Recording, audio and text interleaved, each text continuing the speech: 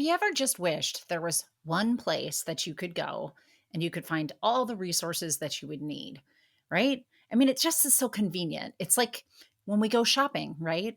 I like to go to Target because it has everything from, I don't know, essential oil diffusers all the way down to my grocery list. So it's just nice to be able to do kind of a one-stop thing, right? Well, you're not alone in this. And my guest today had this idea when it comes to really helping women in midlife step into midlife or their second act in a way that best supports them.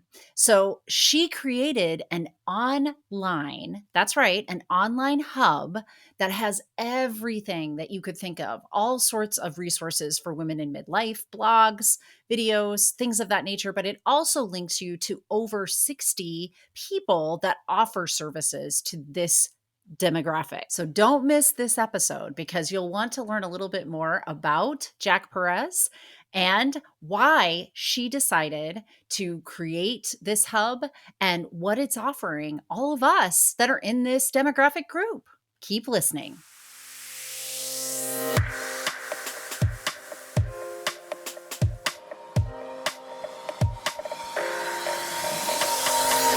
Welcome. This is Midlife Crisis to a Centered Life Thriving, a podcast that teaches women in midlife to unapologetically stop silencing their dreams and start designing the lives they want to live in. I'm your host, Dr. Natalie, and as a clinical psychologist of the last 2 decades and a twice divorced single mother myself, I not only know how hard it can feel heading into midlife, I am living it right here with you. I have taken all the many failed attempts and lessons learned in my own life and combine it with my extensive clinical experience to give you the tools you need to make midlife the best time in your life. No joke. So let's get started.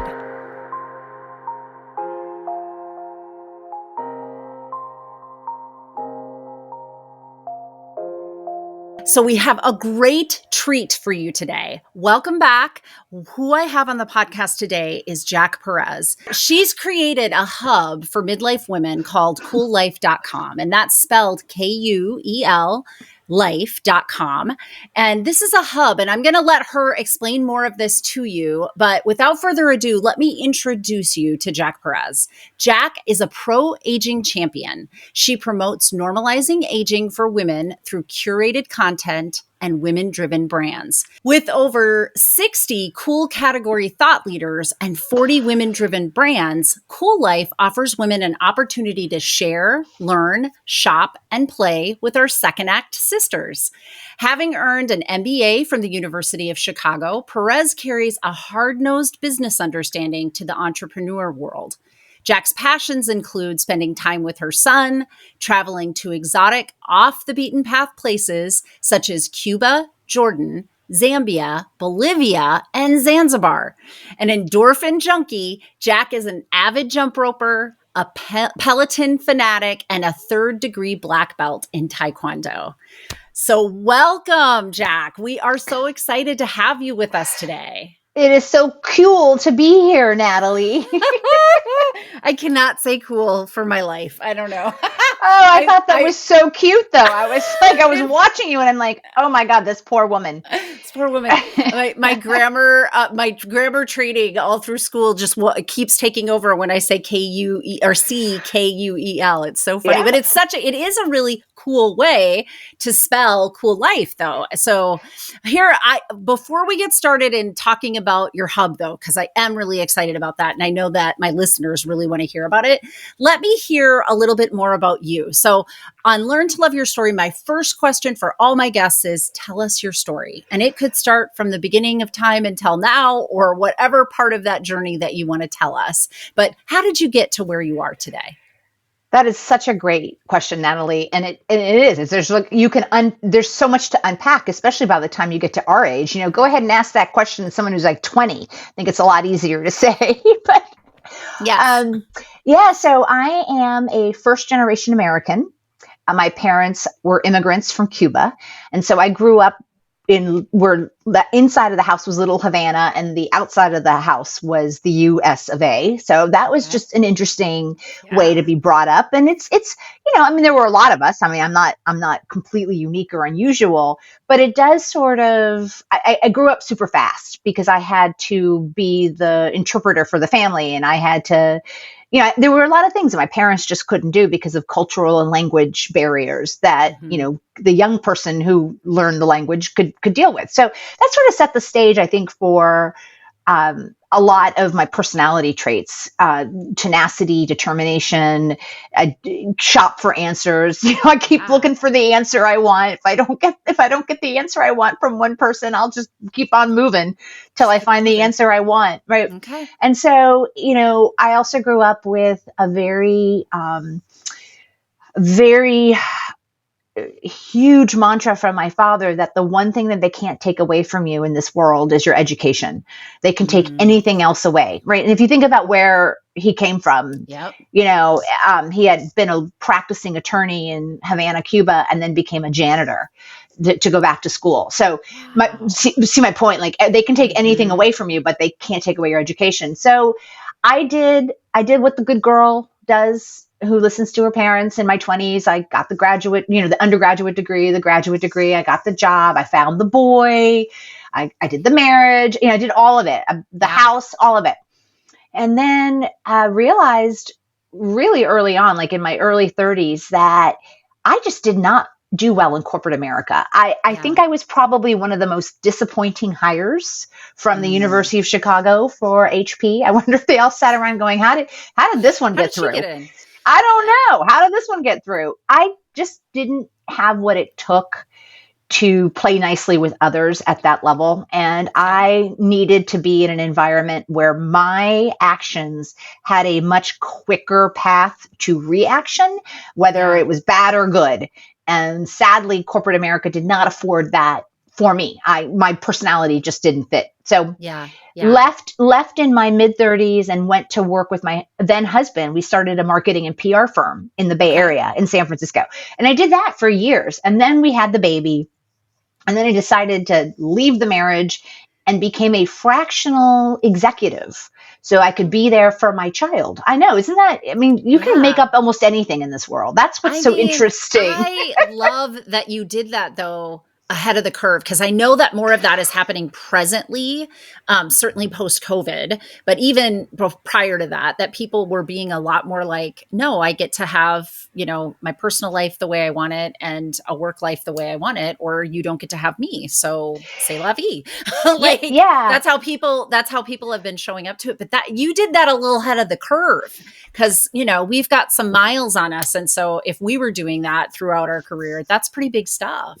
It was. And it's interesting that you say ahead of the curve because our marketing and PR firm was ahead of the curve, meaning we Oh, didn't have a brick and mortar facility and we didn't have direct yes. employees. We had a stable of experts from all over that we could bring in just in time for that client's needs. But I'll tell you, Natalie, that was a tough boulder to push uphill back in the I bet. 90s. It just people didn't want to hear it. I mean, it was No. in the Bay Area, people got it, but when I moved across the country to Raleigh, the Raleigh Durham area, Research Triangle Park, and for how quote unquote Research Triangle Park this place was, it was Yeah. still good old boy network back. I mean, so it was just interesting because Yeah. now I just sort of shake my head because now no one thinks twice about the concept of virtual just in time team, and no one thinks twice about that. No. But it was hard selling back in the 90s. People I did not get it. absolutely believe it. It's like getting a job in the 90s was hard enough. Especially for those of us who had no experience, right? Like Right, right. we were in this recession. And so, I mean, the experience kind of sold you if you had a little bit in the 80s, but I did not because I was still in school, In still a kid. school. Yeah. So Yep. yeah, like this is that the 90s were hard enough, but then to be ahead of the curve, that's daring. It says a lot. I get what you're saying about being an adrenaline junkie. It's showing Yeah. its way. And what's interesting, honestly, to me as a first generation, um, American, you're also having to do a lot of what we call code switching between your family life and your public life. And so one of the things that can happen with people who are in that is they really do get swept up in the programming and conditioning of the world, but you just didn't let that happen. It sounds like, hey, I didn't fit in with HP because I don't know how I got in, but I don't play well in this sandbox. This is not a sandbox for me. And so you really stay true to yourself through all of that. Any insights for my listeners on how you've been able to accomplish that? God, I think it's just the way I'm wired, meaning, Natalie, it's not necessarily always a good thing to be that way. Honestly, sometimes it has failed me or caused impediments or put me in places that I didn't want to be, because sometimes you do need to fit in. You do need to suck it up. For whatever reason, I start to disappear as a human when I'm sucking it up, meaning you can't reach me anymore. Like, I'm just not here. Like, I'll be perfunctory. Do you know what I mean? Like, I will function. I will do everything I'm supposed to do, but like, you can't find me. It's like, I'm not in there. It's almost like you're a robot, right? You just go into the robotic, I'm doing the programming and conditioning of culture or family or work or whatever the environment is that I'm in that moment. Right. But the person who's Jack is not there. Right. Because Jack doesn't do well doing things that are against who I am. And I know that we all have to do that. But and honestly, I wish I had better skill set at times for that. Yeah. But it is what it is. It's who I am, right? And it is what it is. And it's the yin and yang. It's a whole subject matter that I teach in my online courses that I've done in coaching. This idea of uncovering what programming and conditioning that you're following, like what are the unsaid rules that you're living your life by, that you're being a little bit more robotic in your life. Because I want women to be able to step into an empowered choice with it. You can continue to do what culture is saying is the right thing to do, but it's so different when you're choosing it for yourself, right? I'm choosing to fit in here because it makes sense for me and it serves me, versus when we're just doing it to be the good girl.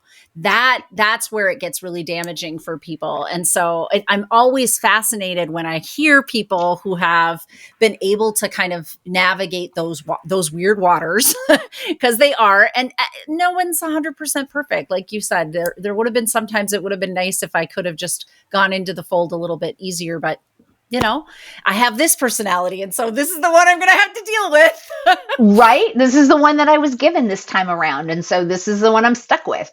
But it's interesting because you just made me realize, and I'm having sort of a real-time aha moment with you, which is so weird because you mentioned how I was ahead of the curve, kind of all along.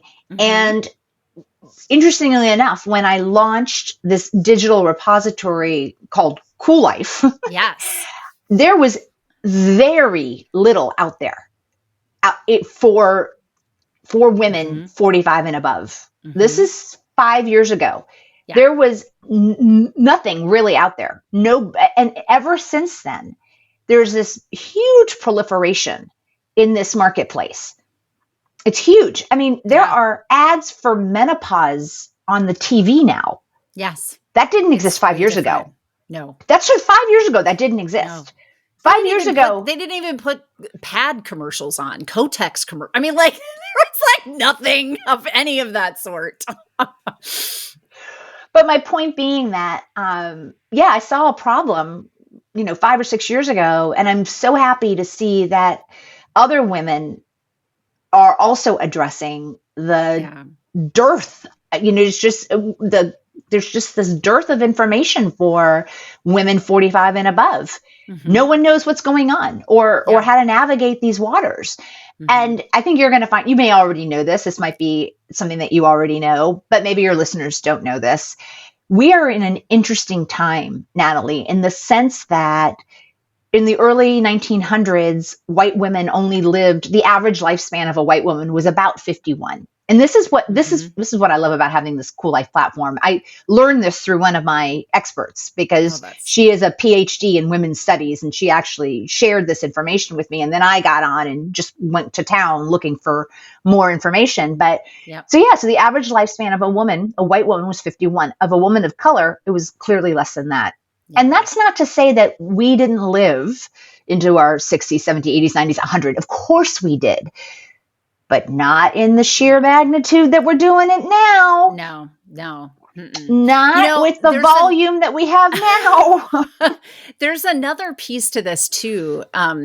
Even within the animal kingdom, there is only 2 species, humans being one, that live past menopause, females that live past menopause. And the other one, if I'm remembering correctly, is orcas or killer whales. It's orcas, I believe. I believe you're right. It is a whale of some kind, but yeah, it is. Right. And it's a fascinating thought that there's some sort of, an evolutionary purpose to women having this kind of second stage of life, second act in life, as you put it. I really think that we need to uplift and value this, and like your pursuit in creating Cool Life and what you're finding with all of the people that are advertising on that platform now, that we want to do this. Like, we know if we can lift up this group of people has like an ability to caretake the world. They have their hands in the young generations and in the older generations.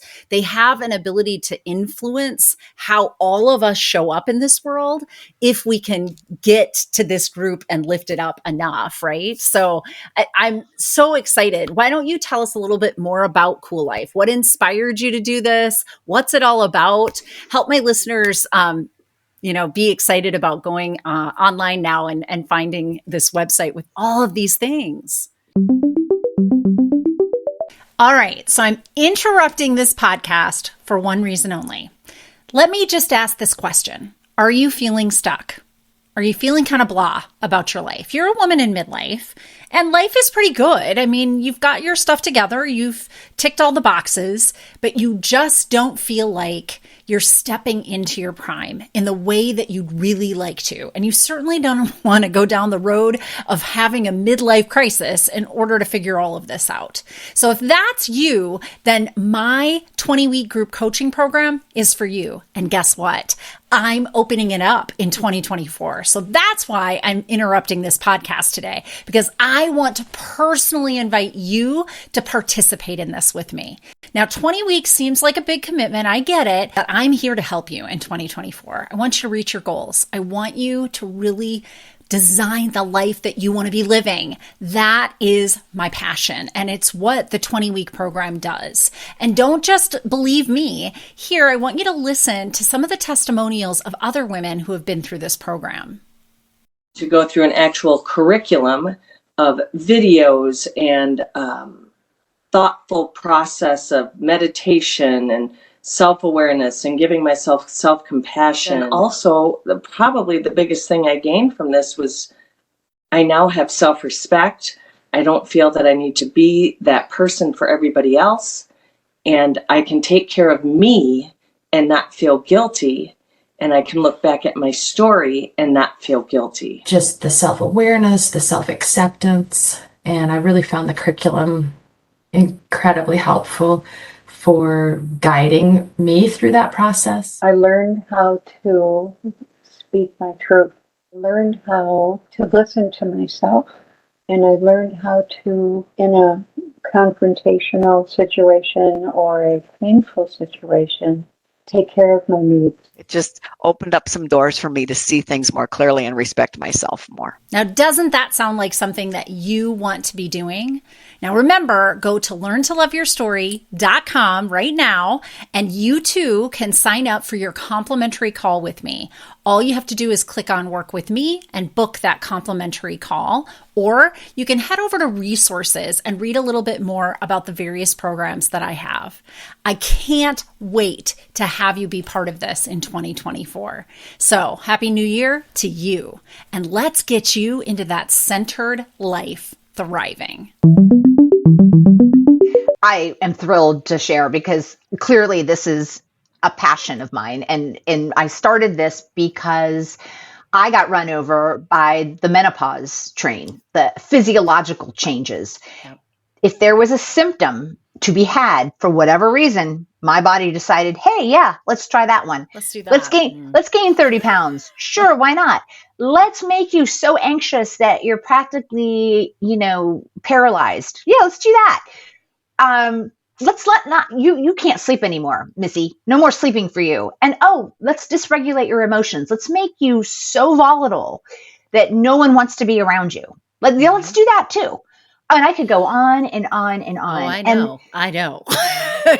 Okay, it sounds like you're nodding in this sort of sister. You're preaching to the choir. Just preaching to the choir. You're preaching to the choir. I've tried not everything.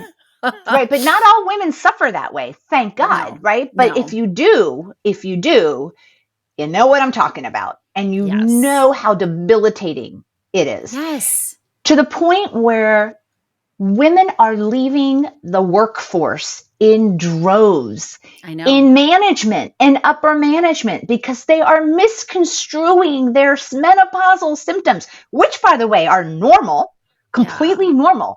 They're misconstruing these symptoms as early onset dementia or Alzheimer's, and they're freaking out. So people, we have to do something about that. We can't be letting legacy knowledge just walk out that door. Intellectual property just walk out that door because of a couple hot flashes and a little bit of anxiety that is completely fixable. Yeah. It's fixable. And so anyway, oh my God, I just got so riled up. That's what inspired you, though. I love that. It's so real, right? It was a personal experience. And then you started to wake up and see that you weren't the only one that was having this, and that we don't want to lose this legacy of women in this age group with the wisdom that they hold and their capacity to help, the entire world. We don't want to lose that at all. It would just be such a shame. Amazing. Yes. Yeah. Yeah. So, and then to your point, I thought to myself, if I'm struggling, there's no way I'm that special or unique, that I'm the only one who can't find help out on the World Wide Web. Right. And so I thought, well, what if I'm part of the answer? I mean, by no means do I think that I can normalize aging completely on my own, whatever, but I can be part of the sea change. I can be part of the discussion. I can be a voice in the crowd, maybe a louder voice than the others, or helping other people get realize that we all have voices. Right. And so I decided to do something, and it was completely for selfish reasons at first, Natalie, but then I realized that what I was doing has the potential to really make a difference. And I know for a fact that Cool Life makes a difference. Sometimes the note cards I get in the mail, or the emails I get, or a text or a voicemail message thanking me for what we're doing, thanking me for finding that thought leader wherever she was who had the answer to her problem. And so that's actually what I did, because I realized that I couldn't be the sole provider. What am I an expert on? Yeah. Not nearly the areas that come up. We have so many opportunities and challenges at this time. I mean, everything from, the largest number of divorces are issued by women after 50. Yes. Okay. So now these women have to figure out, are they going to date? If they're going to date, how do they date with a dry vagina? That's important. That's a good time. Yeah, that's a good time. Everybody loves that time. The largest number of entrepreneurs entering the marketplace, women after 50. And guess what, Natalie? They're also the most successful. Well, so, I'm kind of excited about those statistics in juxtaposition with the people who are leaving, because my guess is, and this is exciting for me to go back to that, idea of I try to teach women to choose the programming and conditioning that works for them and choose different for themselves and make empowered choices. That sounds like empowered choices. That sounds like women that are like, I don't want to play in the sandbox with, big corporate agencies anymore. They don't value me. They don't see me. They don't, they're overworking me. They're not using me to the best of my ability. Because if I had more self-care time, I would be able to do better work product. And so that's exciting, is that a lot of women, I think, are leaving, but they're also starting up their own stuff. And that's way better, in my opinion, for all of us. Oh, I agree. But it's not way better for corporate America, because corporate America is losing, like we said just about 5 minutes ago, right? So yeah, I think it is great. And I think it's women having agency and saying, listen, I'm, for whatever reason, if I can't get past the the glass ceiling, or ageism is huge. I mean, and it's not just for women. Men have the same issue with ageism as women. That's a universal problem. But it's wonderful to see. But to my point, though, I could keep going. I could keep going and going about the opportunities and challenges that present themselves at this time in life. And when I talk about normalizing aging, when I talk about that process, for me, what that means, Natalie, is, let's say you ended up having children, whether you wanted them or not, you ended up having them. And now they're at that stage where they're leaving your home. Yep. So you, as a empty nester, might have your passport in hand, opening the car door, barely slowing down and just pushing them out. Yep. Or you could be the woman that goes home and goes into that child's room and sits on the bed and grabs the pillow and smells and cries. And do you know what? They're both normal. Yeah, they're both normal reactions. Absolutely. And no woman should be made to feel ashamed or guilty for either of those reactions. And here's actually the real thing, is that the same woman can have both days, have both moments. I'm so glad you said that, though, because that's really the bigger thing, I think, is we have a broad range of emotions through this life transition. And, on any given day, we're fluctuating within that. We're not bipolar. I'm a psychologist. That's not a thing. Like, you're not swinging your mood and you're not like somehow now cracked in the head. That's not how this works. We just have that breadth in our emotional ability. And if we have a granular understanding of our emotions and self-compassion for ourselves, we do much better, because we notice those things and we can accept and be kind and understanding with ourselves, kind of ride the wave of it and then move on to the next right thing in our life. And so, yes, what you just said that just further makes the point of why I decided to create a platform called Cool Life, and why I work so diligently at finding the experts from wherever they are, because there are women already providing this wisdom, these life hacks, these tips, these tricks, creating these courses, writing books, to help other women. Yeah. And I thought, well, why not bring as many of these together under one sort of, quote, roof, virtual umbrella. Yeah. So that gives women a vehicle by which to get information, because information is power. And what better way to navigate the season than just to be informed? Exactly. No, I'm with you 100%. 100%. Yep. I think that but even just the convenience, right, of having it all be in one place makes life a little bit easier during a time that life has already got a lot you're juggling, right? So the other piece of why I really loved the concept of coollife.com is that it's all in one section. Like, if I have thoughts about menopause, I could probably find some things there. If I have thoughts about changing my career, I can probably find some things there. If I have thoughts about, some other aspect of my life, dating, whatever. The beauty is it's the demographic that draws us to it, but there's so much to us within that demographic.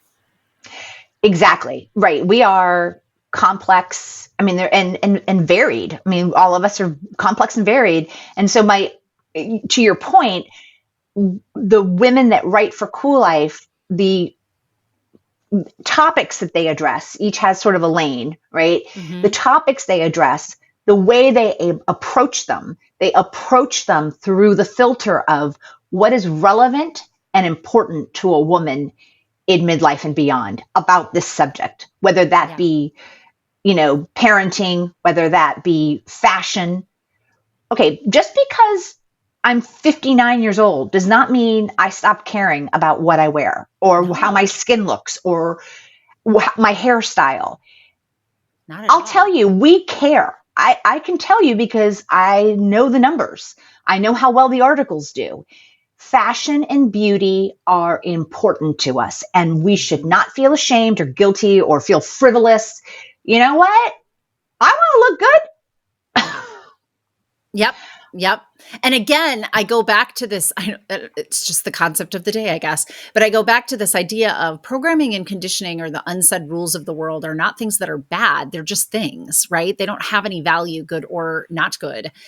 What happens is when we're swept up in it, like my worthiness comes from the hustle of looking pretty enough and being thin enough, that's problematic. So you have to uncover where those programs are running essentially in the background in your life, and then bring it into your self-empowerment, choice, like a choice-based thing. And this is what I think is beautiful about what you're saying is it doesn't mean that we have to all like stop wearing makeup, stop giving a crap about what we look like so that we can abolish this idea of our prettiness is our worthiness. We just have to choose differently for ourselves. That's it. That's Right. really, it's about stepping into it and saying, oh no, I dye my hair because I think it's really pretty to have streaks. That's why I'm doing it. I couldn't care less about Right. what you think of my age or not my age or whatever. I just do it because it's something I like.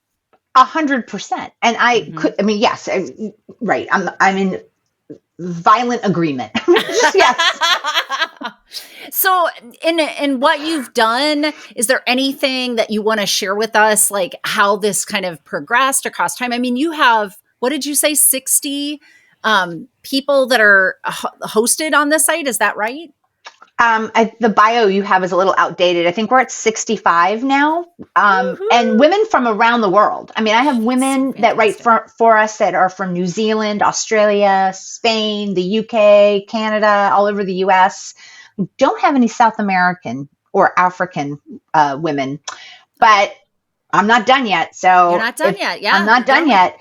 And what I love, so at the beginning, Natalie, you can only imagine, right? I built the website. I'm not a website developer. I am not technically minded at all. I'm so glad there's others like me. I'm finally having somebody build my website, but I've been doing my own for a while and it's not pretty.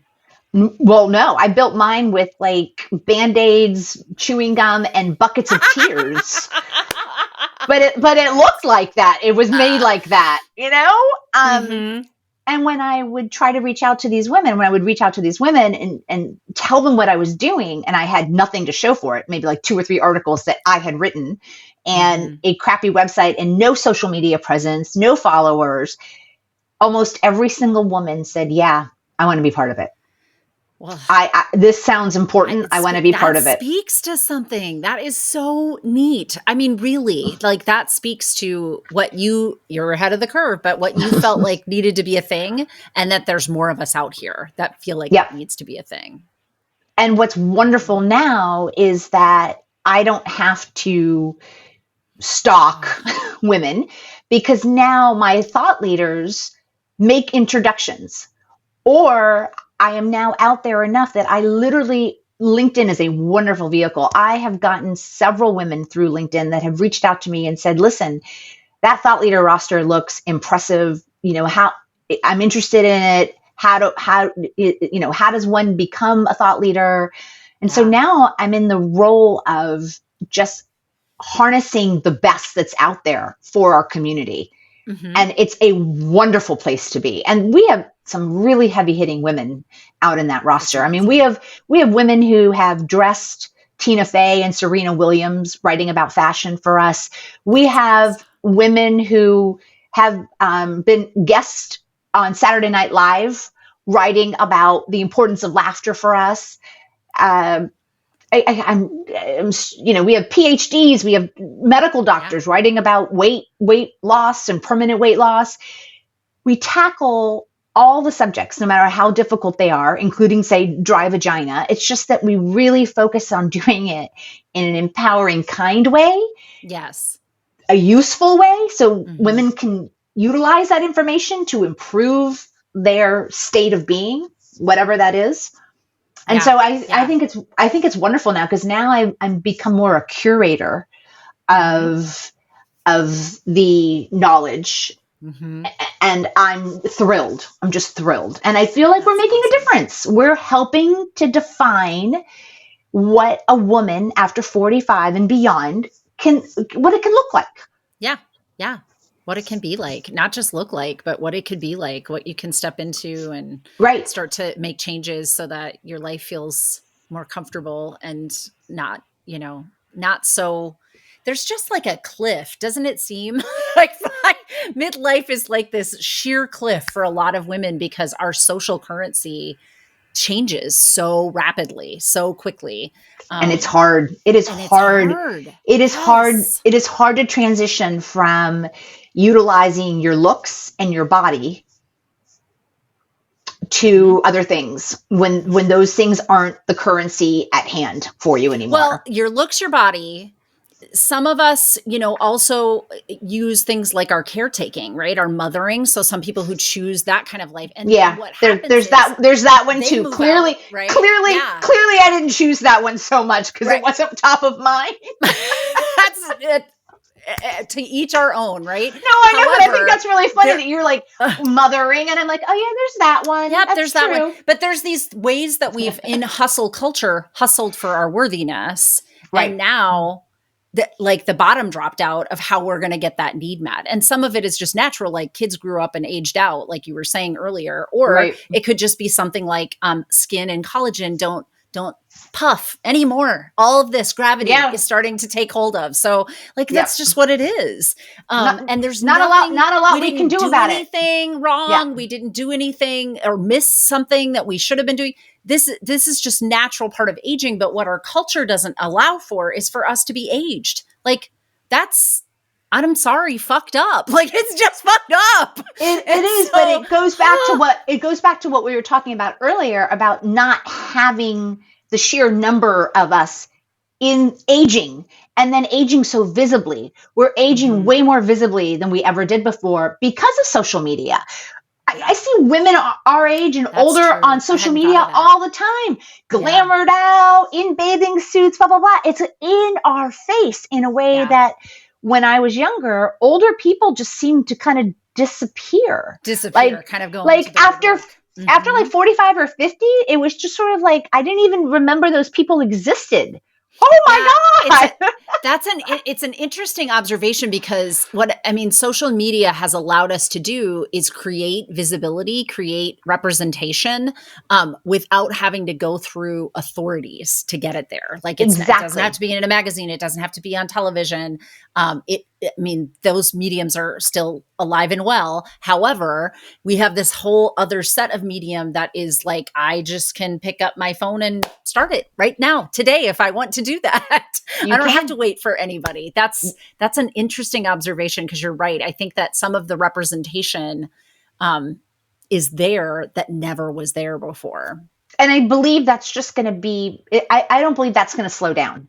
Mm-hmm. I honestly believe that is going to speed up, as a matter of fact. Yeah. And honestly, I can see the difference already I have a lot of intergenerational relationships. I have friendships with women who are significantly younger than I am. Some that are significantly older, but as I get older, that significant older part starts to become less and less significant because we're just running out of runway. I'm just running out of runway north for anything significantly older. I'm just running out of runway. I feel that. That's real. That's some real talk right there. Unless I start hanging out with 120-year-olds, I know. It's like, but my point being that what I'm finding with the younger generation, which was not where I was coming from, is that I don't feel like they're treating me in an ageist sort of way. When they speak to me, when they talk to me, I don't hear, if anything is limiting, it's what's going on in my own head. If there's any limiting feeling or any limiting sort of behavior, it's stuff that I'm doing to myself, meaning like maybe I should excuse myself from this conversation. I'm so much older than everybody. Maybe my presence here is not appropriate. They're not doing that. They're not making me feel that way. They're not behaving in any way. It's my own stupid soundtrack.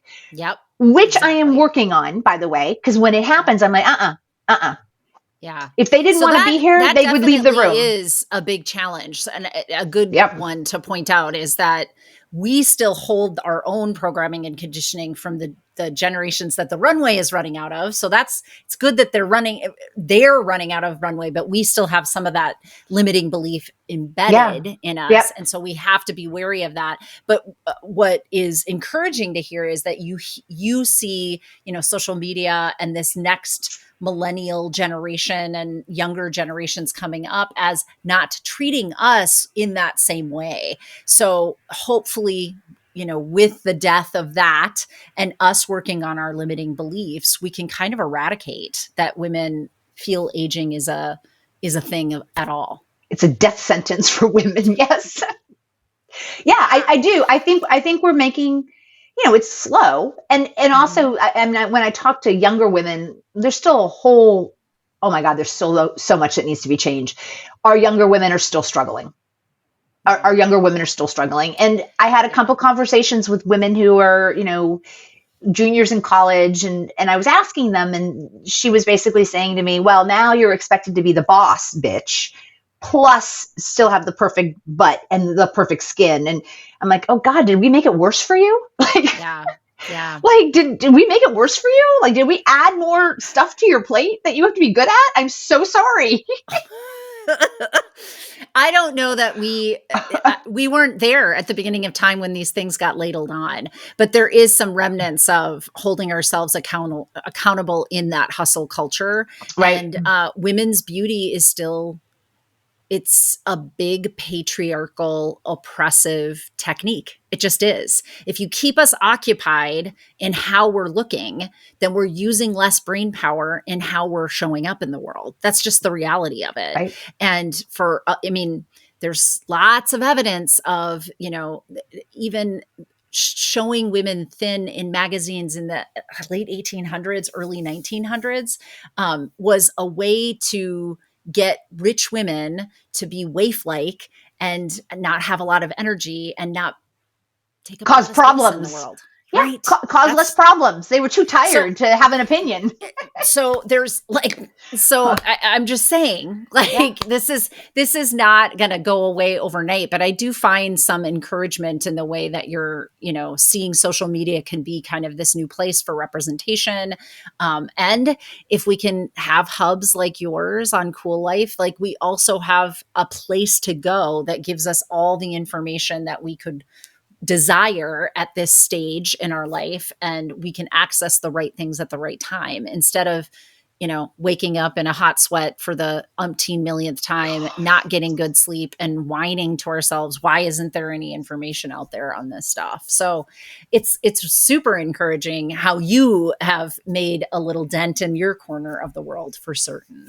Tiny dent, but tiny dent, but now I'm not so alone anymore. Now I have all these other women who are chipping away at this aging situation dilemma with me. And here's the other thing. It's like, not only do they want to keep us, weak, they also want to keep us divisive. And I think women need to remember that it is better for them if we are squabbling and bitching at each other about whether you color your hair or I don't color my hair, or, does she Botox, does she no Botox? I mean, ladies, who the F cares? That stuff, not worth your time and energy. And once again, if we are not divisive, the sheer number of us, we can't be ignored. Like, if we stop quarreling with each other and I get why historically we come by this competitiveness, for a reason. Yeah. When we were younger and growing up and just getting into corporate America, you would look in that room and there might be one chair for a skirt, maybe one chair for a skirt. And if your skirt wasn't in there, good luck. And so how are you going to get in that room? By being nice to the woman next to you? By helping her? No.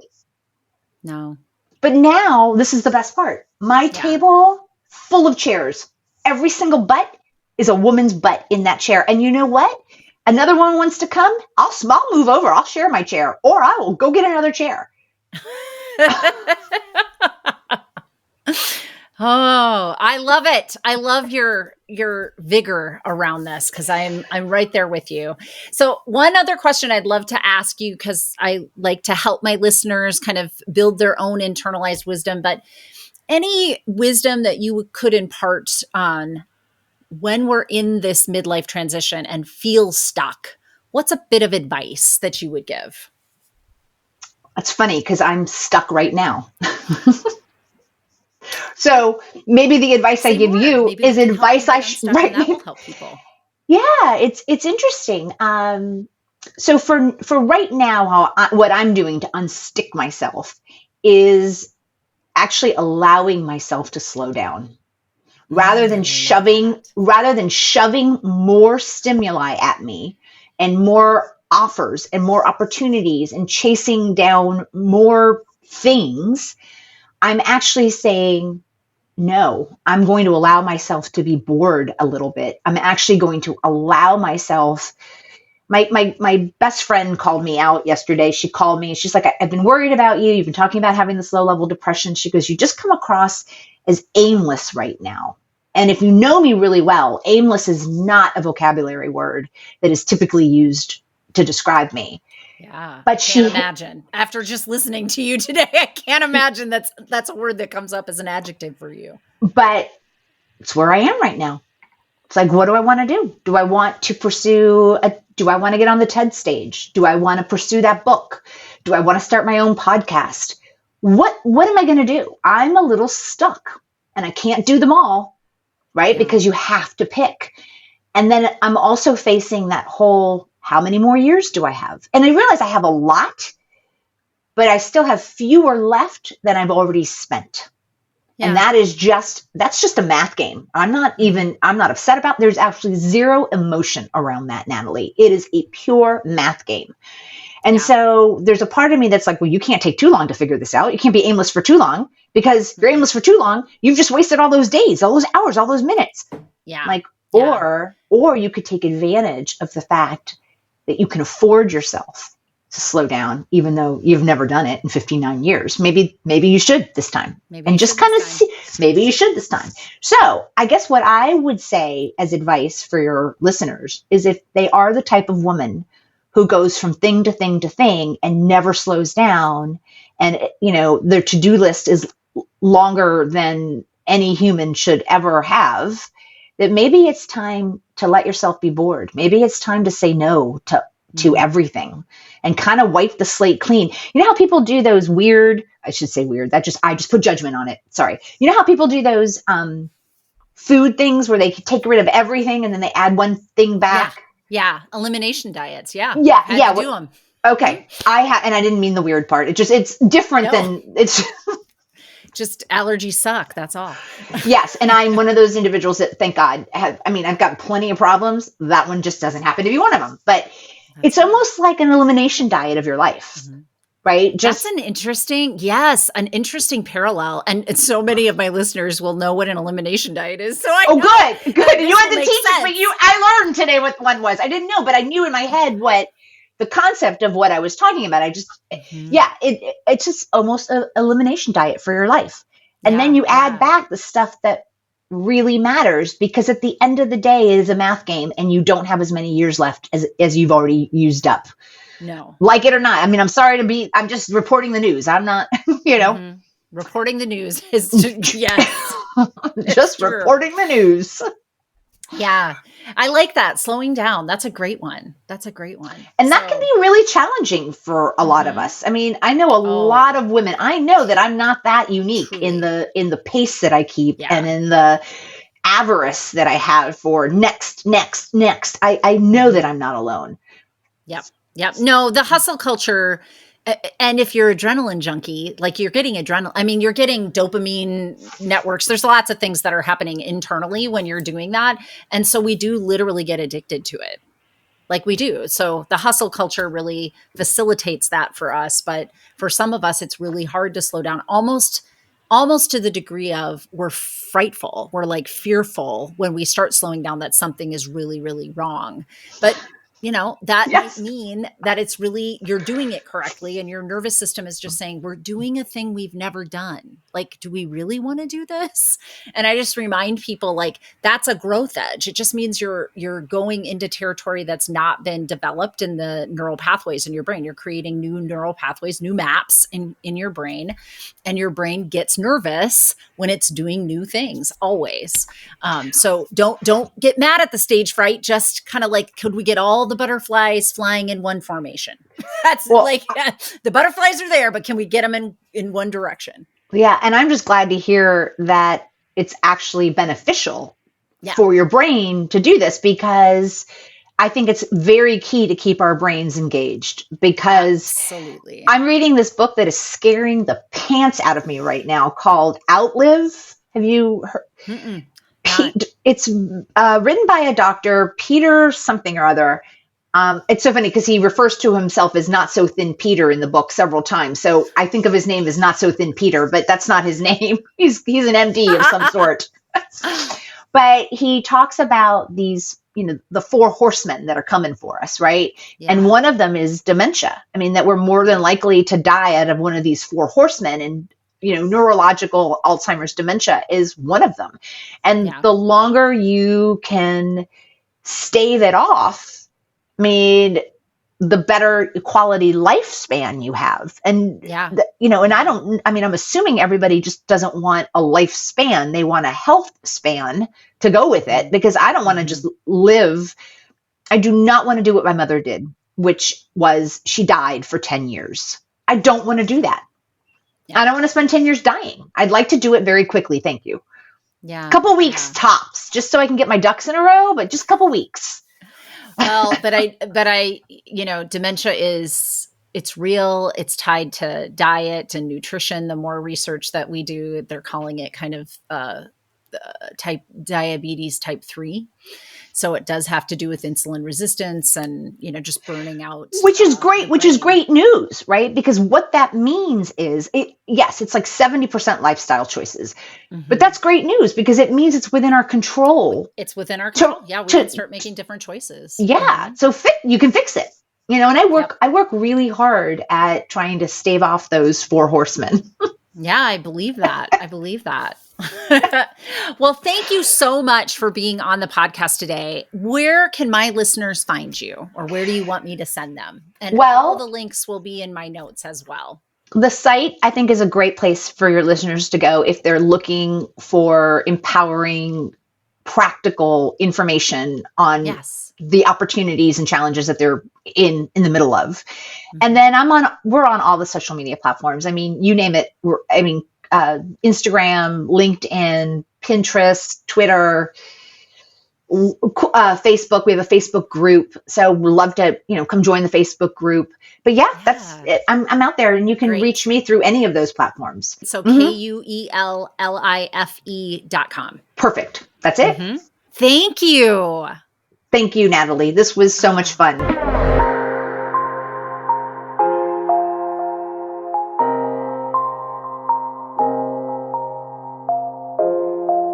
Because I am a licensed clinical psychologist in the state of Minnesota, I have to make sure at the end of each of these episodes that I give you the disclaimer that none of the material that I talk about in these podcasts is meant to replace any kind of therapy or formal medical or mental health treatment. And in fact, anything that I offer on my website, my coaching programs, any kind of psychoeducational materials that I release are not a replacement for that level of care.